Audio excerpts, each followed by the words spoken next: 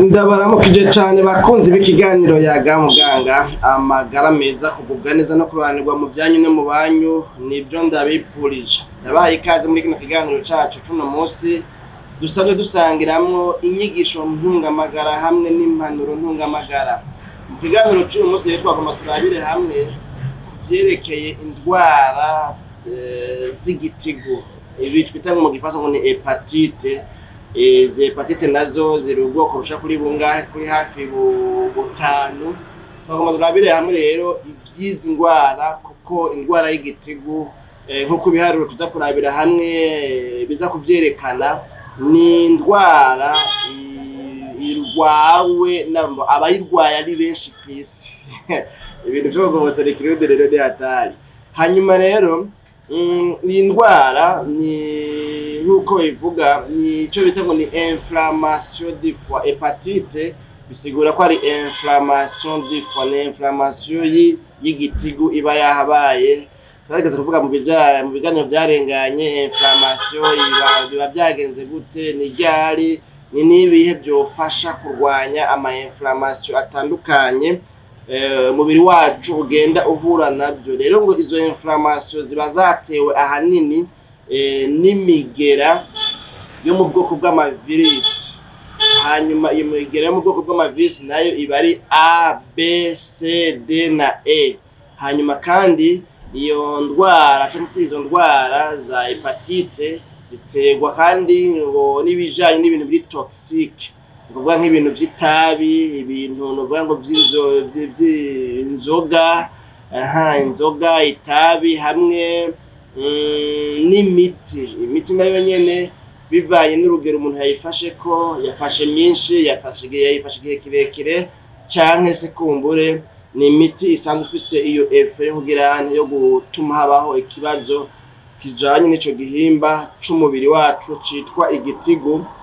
Umuntu ashobora kugira kurwara izo ndwara abitewe rero n'ibyo byose tudondaguye, itabi, inzoga canke imiti umuntu yafashe hamwe novuga ngo niyo migira rero itandukanye ishobora gutera umuntu izananye hirya no hino. Ibiharuro rero byerekana iyi ndwara ingene yifashe ku isi bitwereka neza yuko iyi ndwara abantu benshi bayigwaye ku isi ari igitigiri giteye ubwoba, ari igitigiri gitari gito. Ari nayo mpamvu novuga ngo ni nkenerwa, ni ngombwa ko umuntu wese yo kwiyinforma, yo kwiga, yo menya amakuru ajanye n'indwara y'igitigu kugira ngo azitire novuga ngo ataronerwa, hanyuma agwanye iyo ndwara igihe cyose wabonye ibimenyetso bijanye n'ibimenyetso tuzorabira hamwe mu kiganiro cy'ubutaha. Kubera ko uno munsi tugomba turabire hamwe ibiharuro mbega bivuga gute, hanyuma kandi iyo ndwara iri mu migwi mikuru iyihe. Hanyuma tuzoca dusubira mu kiganiro cy'ubutaha turabira hamwe rero ibimenyetso by'iyo ndwara, kumbure dushishikare kuganira ku bijanye n'indwara ya hepatite.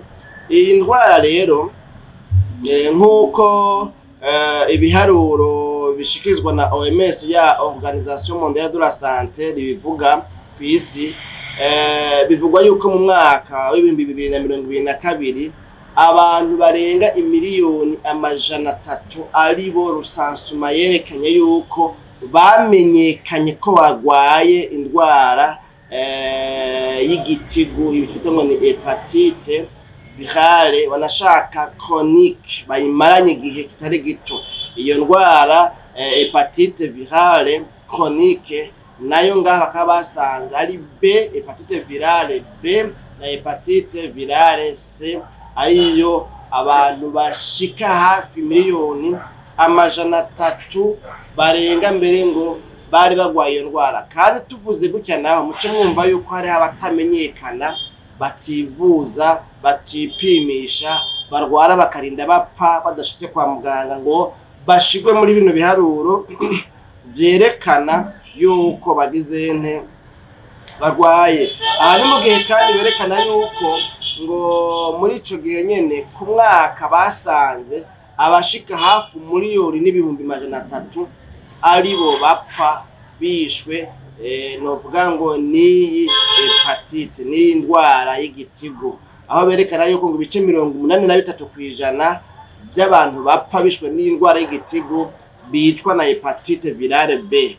Hanyuma ibice hafi 17% navyo bakaba ari abantu bicwa n'indwara ya hepatite mugabo novuga ngo mu bwoko bwa C, hepatite virale C.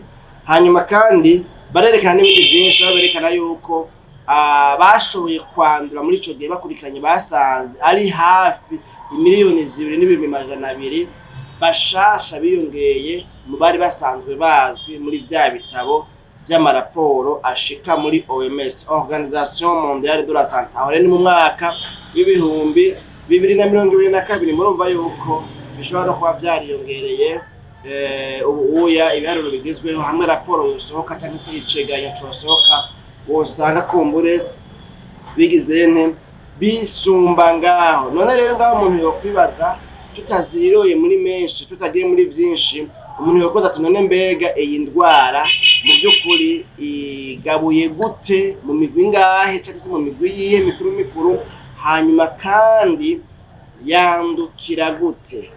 Tugomba kurabira hamwe navuga ngo imigwi mikuru itatu igabuwemwo iyi ndwara y'igitigu, hanyuma turabire hamwe mbega buri mugwi w'indwara umuntu ashobora kuyandura bigenze gute, biciye hehe, kugira ngo umuntu amenye aho yokwirinda naho yokwiyubara mu kuzitira ataronerwa ngo arware indwara y'igitigu tuko turavuga yitwa hepatite, inflammation du foie. Umugwi wa mbere uhurikiyemo hepatite A na hepatite E. Uwo ni wo mugwi wa mbere. Iyo hepatite virale A na hepatite virale E umuntu ashobora kuzandura biciye mu byafungura, bavuga ngo transmission par voie féco-orale.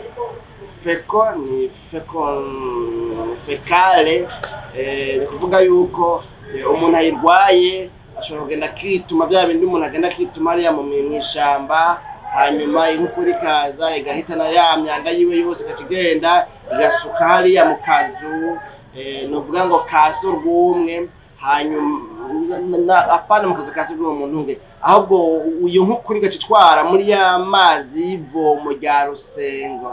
Nivyo ngomba kuvuga mu ntunge. Ugasanga rero wa muntu atoza kuvoma hariya mu mwonga avomyemwo imigera iturutse ku muntu yitumye yagize umwanda mukuru hariya hejuru mu biti hariya mu ishamba, hanyuma inkukuri kirazira kubura byose jana muri ya mazi hariya muri za nzuzi muri za Rusengo hariya. Hanyuma rero umuntu usanga mu mazi yavomye harimo iyo migera, umuntu ashobora kuvyandura rero biciye muri ubwo buryo. Ashobora kwandura hepatite virale A canke E biciye mu byo umuntu afungura, biciye mu mazi umuntu anwa, novuga ngo yandujwe n'iyo migera ya hepatite virale A canke E. Muri ico gihe muca mwumva yuko rero umuntu mu byo akwiye gukora cyane no kwitwararika, nakwiye kwitwararika isuku y'ibyo afungura, isuku y'ibyo anwa, cyane n'amazi umuntu akayateka. Nimba bidakunda yuko novuga ngo agura y'amazi ya kijambere dusanzwe tuza aciye mu mahinguriro hirya no hino, umuntu agafata amazi rero akayateka hanyuma akayamimina kugira ngo ayanwe atanduye atarimwo iyo migera, byoba byiza gusumba. Hanyuma umugugira kabiri ni umugwi uhurikiyemwo hepatite virale B na hepatite virale D.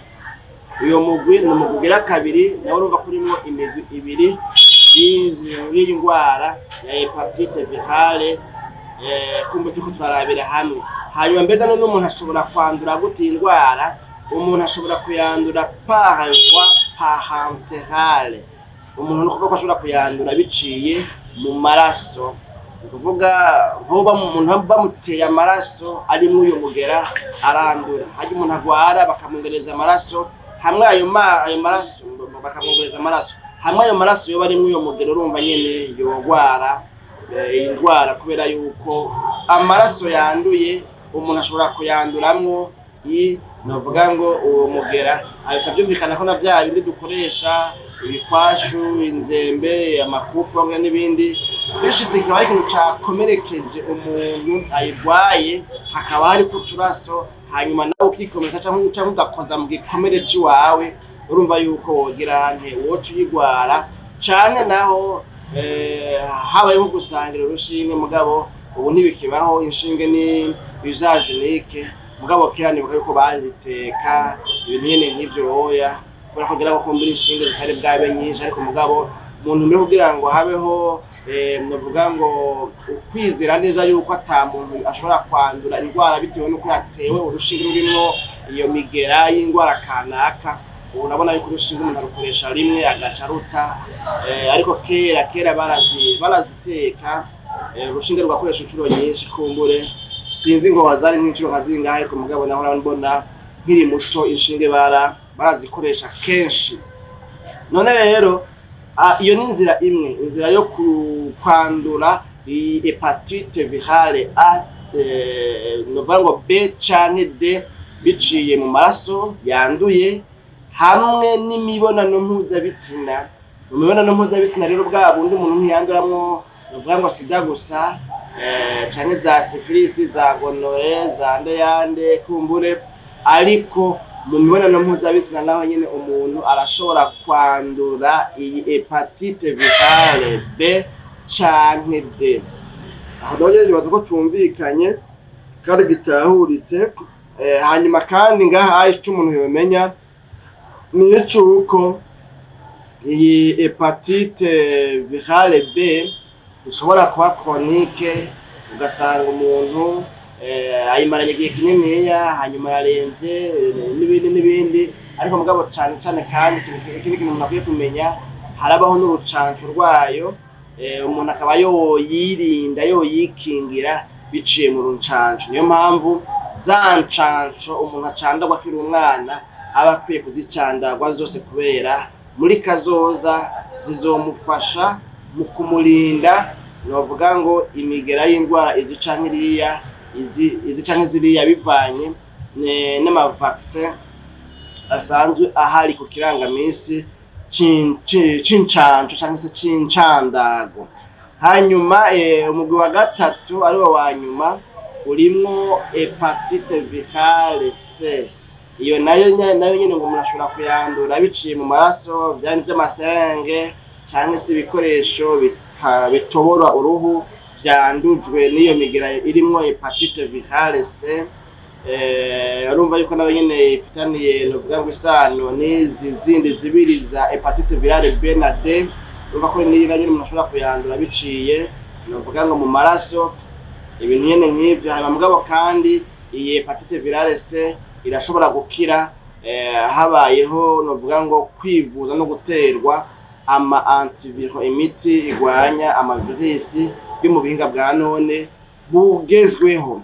Bakunzi b'ikiganiro Yaga Muganga, imbere yuko dusozera rero muri make no muri menshi, ikiganiro cacu cy'uno musi cari gitumbereye kuvuga kuri iyi ndwara cyangwa se kuri izi ndwara za hepatite z'igitigu zibonekanamwo imigwi itanu: hepatite virale A, B, C, D na E. Hanyuma twari dutumbereye kandi kuvuga ku bijanye n'ibiharuro bivugwa muri rya shirahamwe mpuzamakungu ryita amagara y'abantu ku isi, ingene ibi biharuro navyo nyene bibonekana biri hejuru cane, byaba iby'abarwara byaba n'iby'abahitanwa n'indwara. Ubwa nyuma mu kurangiza twari dutumbereye kuvuga rero iyi migwi uko imeze n'ingene novuga ngo umuntu ashobora kwandura, inzira umuntu ashobora kwanduramwo iyi ndwara. Jewe Janvier Manirambona rero nari ntamanye namwe, ndabikebanuye. Naho ubutaha mu kiganiro Yaga Muganga, aho tuzogarukanwa no kubabwira rero mbega nibihe bimenyetso umuntu ashobora kwibona ko iyo yagwaye iyo ndwara, kugira ngo aheza atabarize mugenzi we canke yitabarize nimba ari wagwaye kubajejwe amagara y'abantu. Ndabikebanuye, naho ubutaha.